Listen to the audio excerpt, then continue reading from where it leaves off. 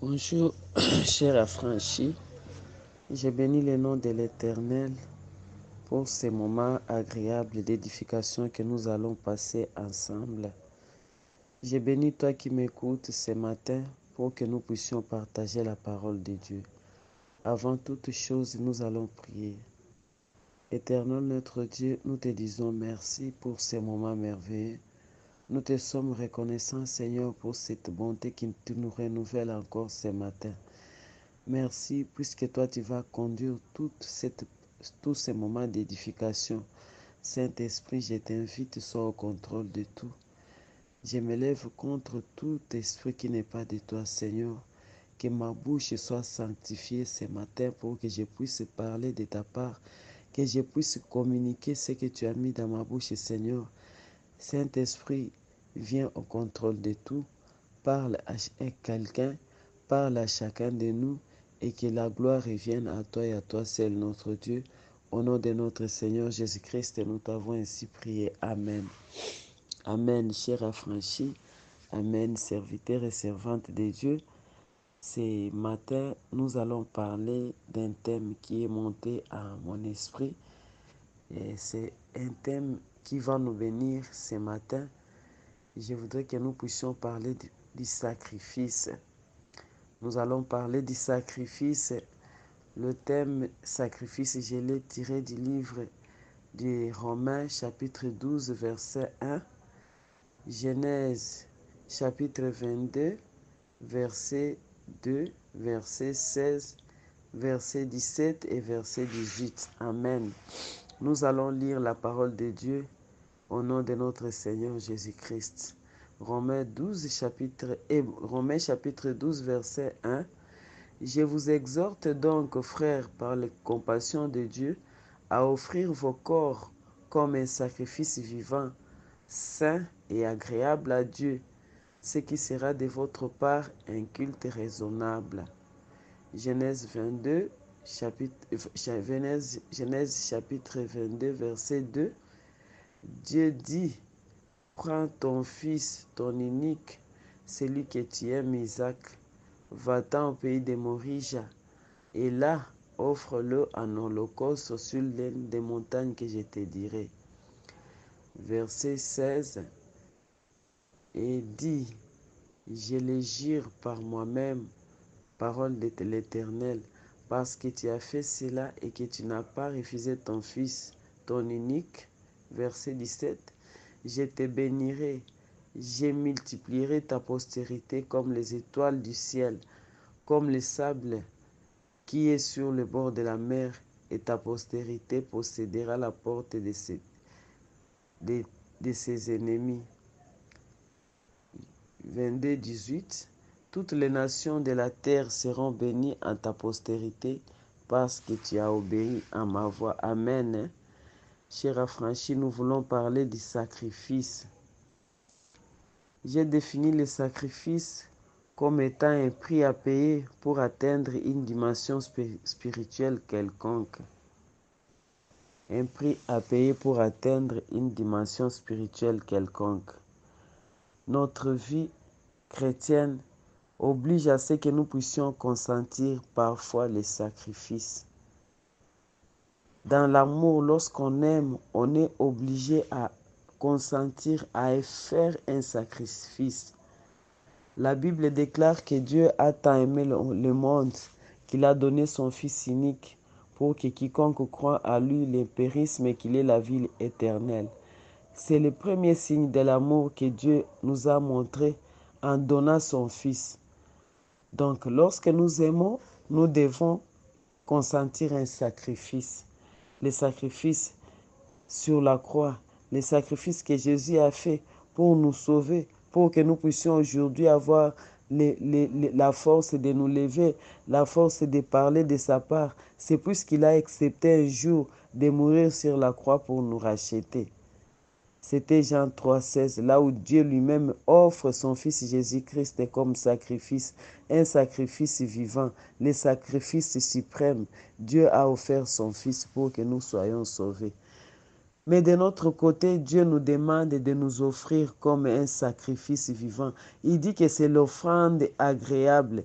Dans Romains chapitre 12, verset 1, il dit, je vous exhorte donc, frères, par la compassion de Dieu, à offrir vos corps comme un sacrifice vivant, saint, agréable à Dieu, ce qui sera votre part à un culte raisonnable. Paul écrit aux Romains, il leur exhorte d'offrir leur corps comme sacrifice. Mon frère, ma sœur bien-aimée, est-ce que tu as déjà offert ton corps comme sacrifice? Lorsque nous sacrifions nos corps, lorsque nous offrons notre corps comme sacrifice, nous transcendons, nous commençons à vivre une autre vie, une vie chrétienne, une vie sans tache, une vie de purification, une vie de sanctification, une vie de sacrifice. C'est une vie où nous ne vivons pas pour nous, où nous vivons pour les autres, où nous ne faisons pas notre volonté, où nous faisons la volonté de Dieu. Dans le sacrifice, il y a l'obéissance. Nous devons obéir à la parole de Dieu. Pour atteindre une certaine dimension spirituelle, il nous est demandé de consentir les sacrifices. Les sacrifices que Dieu nous demande d'abord, c'est notre corps. Notre corps qui nous tire vers le bas à chaque moment. Notre corps qui nous tire vers le péché à chaque moment. Notre corps qui nous oblige à faire des choses que notre âme ne veut pas, que notre âme n'accepte pas. C'est notre corps d'abord qui est le premier sacrifice que nous devons offrir à notre Dieu. Dans l'offrande du sacrifice, ce n'est pas facile. Ça fait toujours mal lorsqu'on offre un sacrifice. Ça fait mal. Ce n'est pas facile. Donc, lorsque nous vivons, nous devons offrir nos corps comme sacrifice. La question que je me pose aujourd'hui et que toi-même tu dois aussi te poser, est-ce que mon corps a déjà été offert comme sacrifice? Nous voyons Abraham, Dieu lui a demandé d'offrir son fils unique. L'unique, c'est lui à qui Dieu lui avait dit que voilà, il sera, celui-là, ce sera ton héritier. C'est Dieu qui lui a lui-même donné Isaac comme héritier. Mais Dieu lui-même revient encore pour demander Isaac comme offrande. Il dit qu'il donne-moi ton fils unique, Isaac, celui que tu aimes. Abraham obéit. Nous avons parlé de l'obéissance dans le sacrifice. Obéir à la parole, faire la volonté de celui qui nous a envoyés. Et lorsque nous faisons les sacrifices, lorsque nous consentons un sacrifice, notre dimension spirituelle monte. Voilà, Abraham a été appelé par Dieu.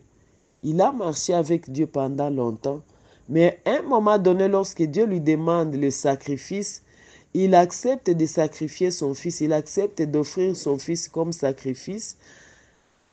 Au verset 16, Dieu gire devant Abraham pour lui dire que voilà, puisque tu as fait cela et que tu n'as pas refusé ton fils unique, je te bénirai, je te multiplierai comme les étoiles du ciel, comme le sable de la mer, et ta postérité possédera. Voilà, voilà où nous mènent les sacrifices.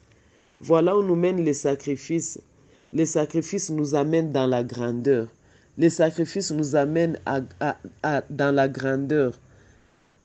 Abraham a accepté de sacrifier son fils et Dieu lui montre maintenant la grandeur. Dieu l'amène dans la grandeur, puisque Abraham a obéi. Il devient père de plusieurs nations, puisqu'il a obéi à la voix de Dieu, puisqu'il a accepté de faire ce que Dieu lui a demandé. Est-ce que nous nous sommes déjà offerts comme sacrifice? Est-ce que depuis notre nouvelle naissance, nous avons changé nos comportements, nous avons changé notre façon de faire, nous avons changé notre façon de nous conduire? Dieu nous demande de sacrifier nos corps, de sacrifier nos désirs, de sacrifier nos sentiments là qui montent en nous à chaque moment pour nous amener vers le mal. De sacrifier tout comportement malsain, de nature à nous éloigner de Dieu. C'est ça le sacrifice que Dieu nous demande.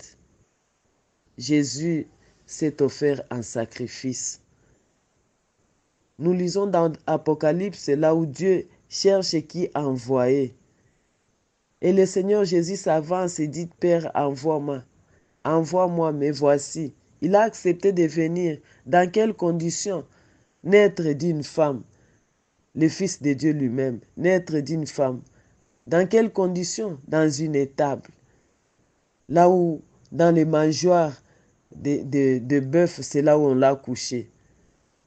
Comment il a grandi? Dans la maison d'un charpentier. Pas dans la maison d'un ministre. Pas dans la maison d'un président de la République, d'un roi, non. Dans la maison d'un charpentier. Il a grandi là-bas. Il grandit, il fait le bien aux gens. Les gens lui retournent le mal. Voilà le chemin que Jésus-Christ a suivi. Chemin des sacrifices. Je m'appelle chrétienne, tu t'appelles chrétien. Nous sommes serviteurs, nous sommes servantes. Est-ce que nous acceptons les sacrifices? Là où nous sommes, un petit problème survient. Oh, je ne sers plus. Je laisse. Je ne veux plus continuer puisque quelqu'un m'a provoqué, puisque quelqu'un a parlé en mal contre moi. Non. Acceptons cette vie de sacrifice. Acceptons, Jésus a accepté. Acceptons, ce n'est pas facile. Ce n'est pas facile. On ne peut pas avoir pitié de nous-mêmes. On ne peut pas avoir pitié de nous-mêmes dans notre vie chrétienne. Acceptons de consentir les sacrifices. Acceptons de vivre les vies des sacrifices.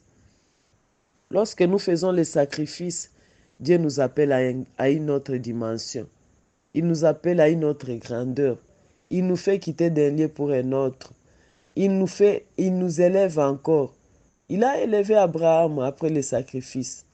Il a élevé Jésus, puisque Jésus-Christ a le nom le plus grand, au ciel, sur la terre et dans les séjours des morts. Il n'y a que son nom pour lequel tout genou fléchit. C'est après qu'il s'est sacrifié. Il a accepté de se sacrifier. C'est ainsi que son nom est devenu grand. Abraham est appelé père de plusieurs nations, puisqu'il a accepté de passer par le sacrifice. Si nous allons de l'autre côté dans le monde de ces gens de ce monde ici, la grandeur demande toujours le sacrifice. Nous allons voir des gens qui ont des moyens qui n'aident pas leur famille. Pourquoi? Puisque dans leur monde, on leur a dit, votre argent ne sera pas bouffé par les membres de vos familles. Ils sont là avec beaucoup de moyens, mais ils ne peuvent pas aider les membres de leur famille. Ils sont là. Ils sont obligés parfois de sortir la nuit, d'aller dans des cimetières, d'aller dans des carrefours. Ce sont des sacrifices qu'ils consentent dans leur monde-là. Mais nous, chrétiens, pourquoi est-ce que nous ne voulons pas de la vie des sacrifices? Que le Seigneur nous aide pour que nous puissions accepter de nous sacrifier, pour que nous puissions accepter d'offrir nos corps comme le premier sacrifice. Pour que nous puissions accepter un jour, si je vois à côté de moi quelqu'un en train de souffrir, de me sacrifier, de dire non, je ne veux pas aller au salon aujourd'hui pour qu'on m'arrange les cheveux, alors que mon voisin, alors que ma voisine n'a pas à manger, alors que les enfants de mon voisin n'ont pas mangé. Et mais moi, j'ai l'argent, $100, 150 pour aller au salon, arranger mes cheveux. Alors qu'à côté de chez moi, là, il y a une famille où les enfants ont été chassés de l'école. Voilà la vie que nous devons mener en tant que chrétiens. La vie des sacrifices nous élève. La vie des sacrifices nous élève, nous amène dans les dimensions. Consentons les sacrifices pour la gloire de notre Dieu. Merci à toi qui m'écoutes ce matin. Que le Saint-Esprit nous aide à comprendre ces choses, à comprendre qu'être chrétien, ce n'est pas seulement un nom que nous prenons comme un nom un nom merveilleux que nous prenons, un nom par lequel les gens nous voient et ils disent, voilà, ce sont des chrétiens. Ce n'est pas un cachet, ce n'est pas un cachet supérieur, c'est un cachet qui nous amène à nous sacrifier, puisque c'est ça l'offrande. L'offrande agréable à Dieu. C'est une offrande agréable à Dieu. Une offrande agréable à Dieu, notre sacrifice. Il y a aussi les offrandes qui ne sont pas agréables à Dieu. Il y a les offrandes qui ne sont pas agréables à Dieu. Les offrandes que nous offrons avec un mauvais cœur, avec des rancœurs, avec des rancines. Même si nous donnons des millions et des milliards, même si nous construisons les églises, même si nous finançons les églises, même si nous sommes des partenaires dans nos églises, mais si nous n'avons pas encore offert notre corps d'abord comme sacrifice, cette offrande-là ne plaît pas à notre Dieu. Les premières offrandes qui plaît à notre Dieu, c'est l'offrande de nous offrir d'abord nous-mêmes, nous offrir comme sacrifice. Celui qui nous voit vraiment que cette personne ici, elle n'est pas la personne que j'avais vue avant.